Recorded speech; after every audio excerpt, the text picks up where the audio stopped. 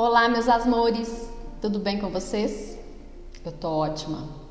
Gente, mas aqui em Belo Horizonte tá um frio, não sei onde vocês estão aí, mas aqui tá gelado, gelado. Tá um sol e eu tô aqui encapotada. E vocês aí, me contem aí, como é que tá a temperatura aí onde vocês estão? Bom, hoje, né, com o nosso canal aqui sobre criança interior, a gente vai falar sobre a família como estrutura de poder, sobre limites, sobre unidade, sobre consequências, tá bom? Então, primeiro eu quero aqui fazer uma correção, que teve um vídeo anterior aí que eu falei, né, sobre um episódio que aconteceu com o filho de um autor, que ele tinha, o filho foi à escola, lembram? E que ele tinha cabelos longos e que o professor fez uma piadinha sobre o cabelo dele, né, chamando ele de menininha, vocês lembram disso? Mas que aí o menino respondeu, né, pro pai que estava preocupado com a situação, que ele não tinha levado aquilo para o lado pessoal, porque percebeu que o professor era careca, então que o problema com o cabelo era do professor e não dele, né? E eu disse, né, que eu achava, depois eu falei assim, não, eu acho que é mesmo, que o filho era do autor e é superior, mas não é. É o filho do autor Marshall Rosenberg, que fala, né, de comunicação não violenta, e que é aí um precursor, e ele é a sumidade nesse assunto, e já foi mediador de guerra, e por aí vai. Então, é essa correção inicial aí que eu queria fazer pra vocês, tá, gente? Então, não é o filho do Jesper Juhl, como eu disse no vídeo anterior, é o filho do Marshall Rosenberg. Ok? Então, vamos aqui falando, né, sobre família como estrutura de poder. Olha aqui meu microfone, ó. Caiu. Então, família como estrutura de poder, né? Isso é uma coisa que já está enraizado, né, na nossa vida há milênios, né? Estudando o patriarcado, ele foi instituído há 7.000 anos, né? Então, olha o quanto tempo a gente tem enraizado na gente, né? Não só nos homens, né? Isso muito nas mulheres também, essa estrutura do patriarcado, né? Mas, pegando a família em si, né, o núcleo familiar, o poder, ele é muito presente, né? Primeiro o homem, depois a mulher, depois o filho mais velho, né? Em outras épocas, né? Se fosse a mulher, a filha mais velha, isso não era levado em consideração. Se tivesse um homem como um filho mais novo, o que ele dissesse, né, prevalecia, e assim por diante. Então, as crianças nunca foram tratadas como pessoas que são, né? Nunca foram respeitadas, né? Então, as crianças eram ali, ó, né? Réis mortais. Então, as crianças que eram bem vistas eram as crianças que colaboravam, ficavam quietinhas e faziam aquilo que os pais pediam. Aquelas crianças e mulheres, né, que enfrentavam, que desobedeciam, que não se comportavam da maneira correta, elas eram muitas vezes enviadas para internatos, né? Eu tive um avô que foi enviado para internato, que minha bisavó falava que não aguentava ele, porque ele era muito custoso, ninguém dava conta dele, o vô Roque. Então ele foi enviado para internato, né? E as mulheres, né, eram também enviadas para manicômios, e se quando voltassem, continuassem tendo aquele tipo de comportamento, né, eram muitas vezes mantidas sob medicamentos para poder serem controladas, né? E aí a gente tem vários episódios, né, gente, com certeza nas famílias todas aí tiveram episódios dessa forma. Nas filmes, novelas e séries aí retrata muito bem, né, essa época. As famílias, na verdade, elas tinham que manter aquela aparência, né, uma aparência, e que por trás dessa aparência tinham muitas patologias, né? Não tem como você ser da maneira que você não é e isso não se manifestar de alguma forma no corpo e na mente, né? Com certeza muitas patologias elas advêm disso, né? De você não poder ser quem você é de verdade, né? As famílias, né? Muitas vezes elas tinham posições de polícia mesmo, né? Você tem que fazer isso, você tem que fazer assim, você não pode isso, você não pode aquilo. Então, era um reflexo, não tinha uma unidade, uma conversa e nada. Então, o reflexo disso somos nós, né? Crianças feridas. E falando um pouco, né, do limite, mudando aqui, porque essas famílias, né, com essa estrutura de poder muito enraizadas, elas querem colocar limite nas crianças, né? Porque as crianças são seres que vieram completamente errados e eu, adulto, pai, tenho que moldá-lo para que ele fique certo, né? Porque a criança é uma coisa que nasce errada, cheia de pecado. E eu, pai, sou o adulto, o dono do poder, então eu tenho que ir ali moldar aquela criança errada, né? E diante disso, gente, vem um reflexo de várias coisas. Então a gente tem que pensar nessas consequências, se balizando nos 4 pilares que eu acho que valem a pena pensar, que é unidade, firmeza, consequência e justiça. Então eu vou falar sobre um pouquinho de cada um aqui, né? A unidade é assim, os pais, eles têm que estar em acordo sobre tudo na educação dos filhos e não podem de maneira alguma se desautorizarem um na frente do outro. Eu confesso que eu já pensei dessa forma, tá, gente? Tô falando que quem pensa assim que tá completamente errado, não. Eu vou dar aqui um outro olhar para isso. Então, eu já pensei assim, né? E então eu compadeço aí com quem ainda age dessa forma. Os pais não podem discordar na frente das crianças, porque isso traz uma insegurança para as crianças. O que traz insegurança para as crianças é quando os pais experimentam que as diferenças entre si são coisas desagradáveis. Pensam que uma diferença, eu torno desagradável, uma diferença que tem entre eu e meu marido, aquilo se torna um problema e vira uma briga, uma discussão, uma gritaria. Isso causa uma insegurança para os filhos. Mas eu quero mostrar como que você discordar na frente dos filhos, gente, é saudável. Porque as pessoas não concordam sempre o tempo todo. Você discordar, tiver uma discussão, tô falando briga de gritaria não, tá, gente? Na frente dos filhos é saudável e tem que fazer as pazes na frente dos filhos também.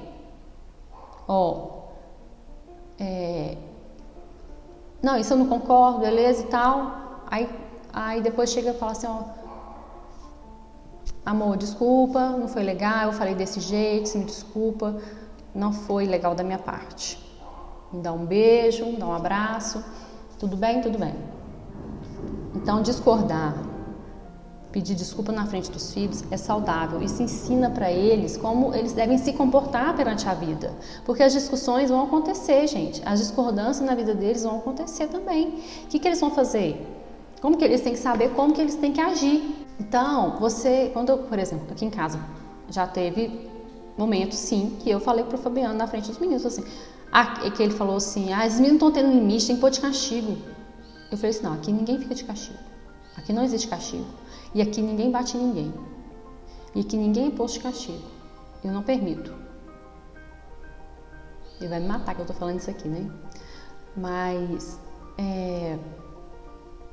você, mãe, também tem a responsabilidade, ou pai, de ser a pessoa que vai defendê-lo. Entendeu? Mesmo que seja do seu marido, seja de quem for, gente, seja de quem for. Você tem que defender seu filho.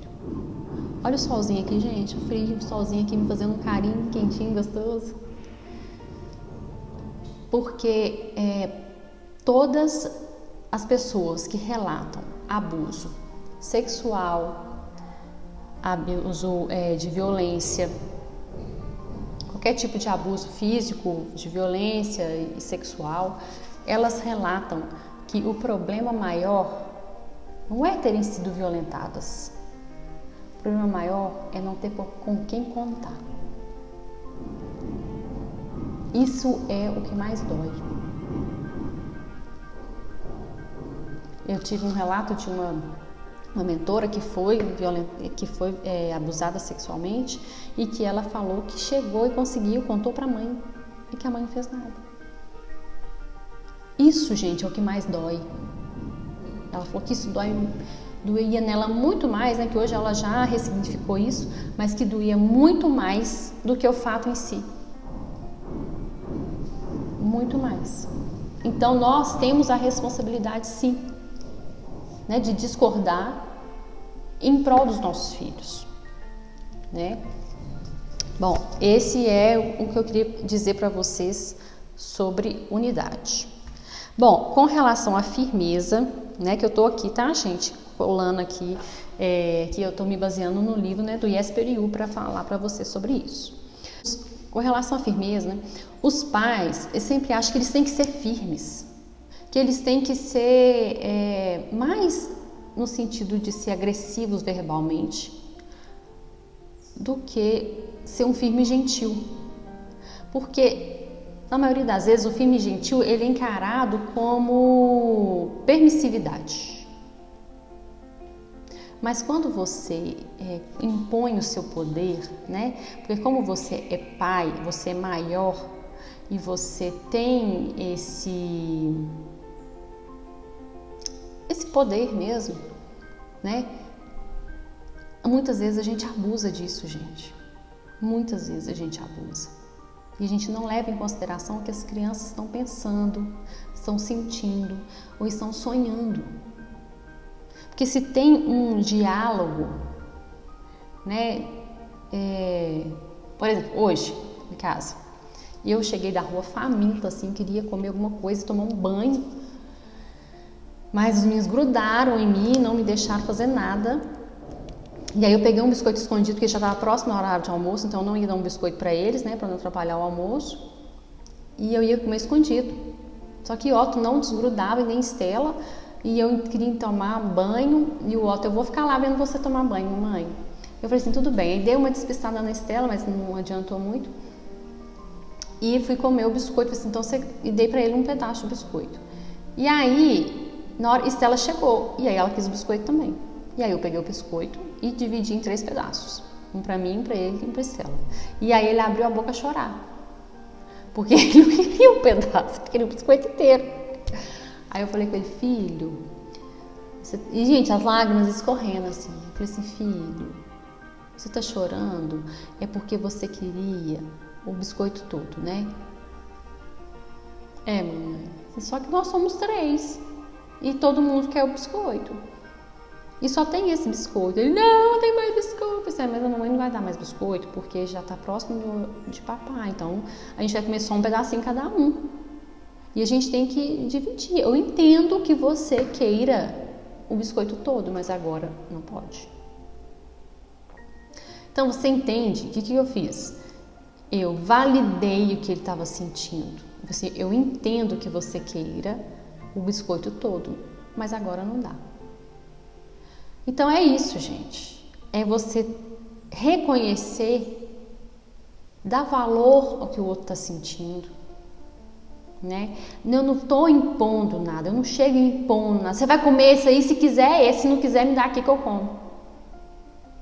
Não é desse jeito, né? Então é esse meio de campo aí, né? A firmeza.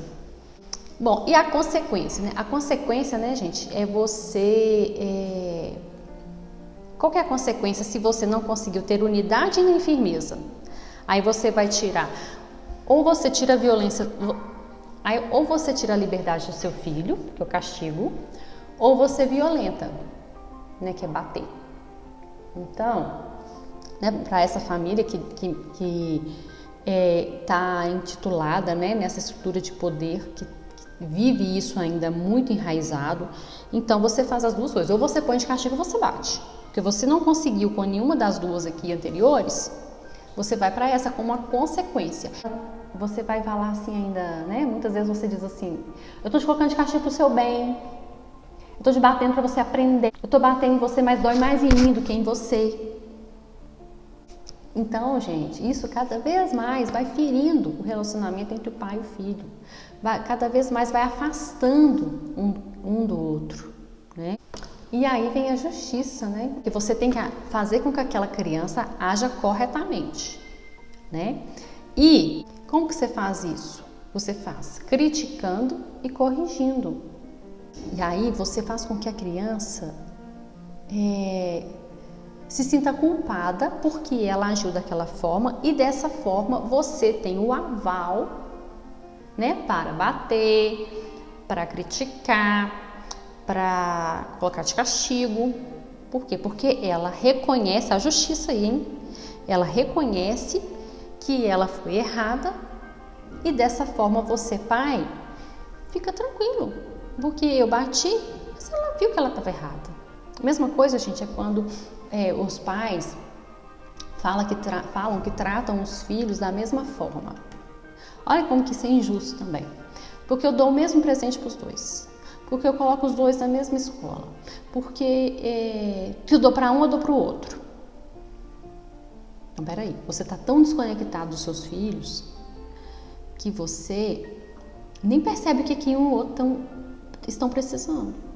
Porque se você tem 2 filhos e os dois ganham de presente uma blusa, mas um precisa de um tênis, e é justo ganhar uma blusa? É certo? E aí você vem com aquela conversa de que eu dei igual, então eu vou dormir tranquila porque eu fui justa.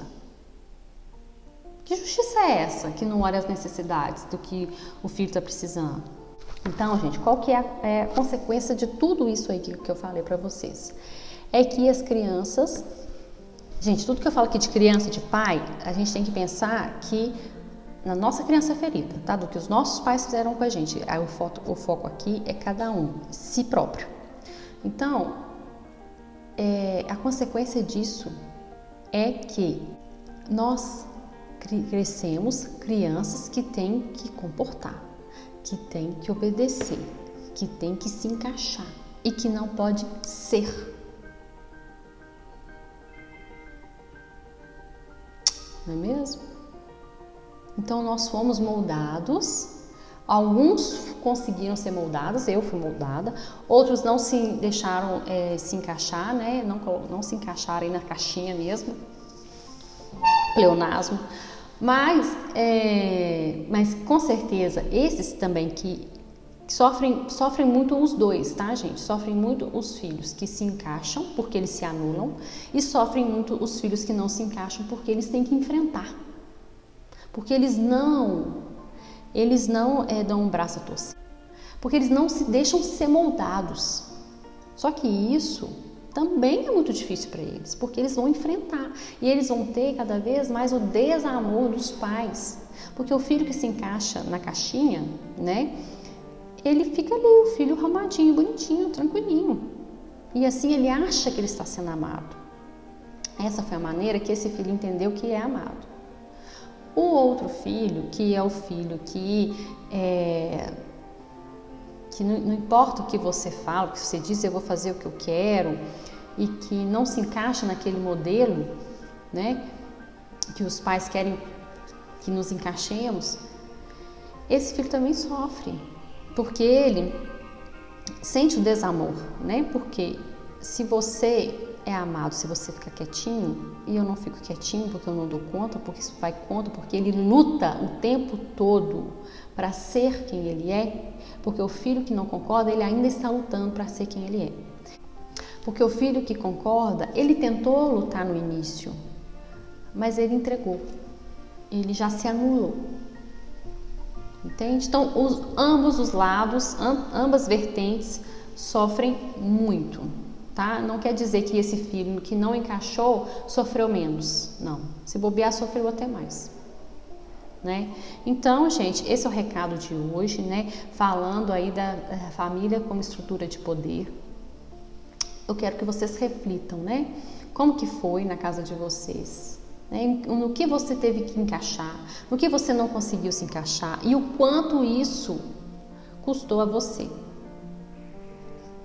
né? E aí, quero que você pense também que nada está perdido, que tudo foi válido, né? Poderia ter sido mais brando? Será? Tudo que a gente viveu era para o nosso crescimento, né? Basta a gente ressignificar as nossas vivências e querer ser diferente. Porque, gente, quanto mais a gente... Porque o não perdão é um veneno para si próprio. O não perdão é um veneno para si próprio. Vamos encerrar aqui então, tá bom? Semana que vem tem mais. E ó, um beijo bem carinhoso na sua criança.